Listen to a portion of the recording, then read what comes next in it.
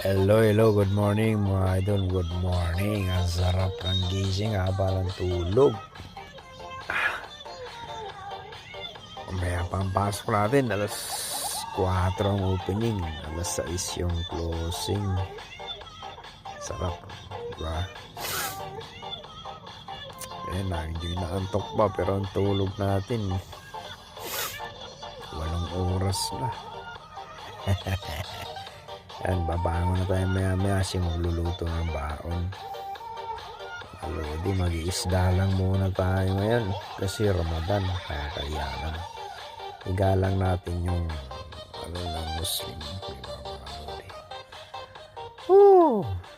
Antok pa nga ito 8 oras na yung tulog. Gusto pa matulog kaso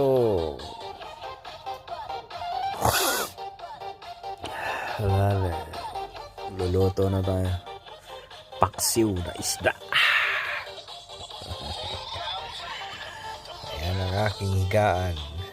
Hindi pa ako busy pa.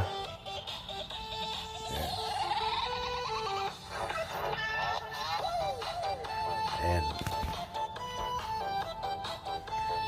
Hindi pa naayos. Yung walabahan, hindi pa nalagay sa cabinet.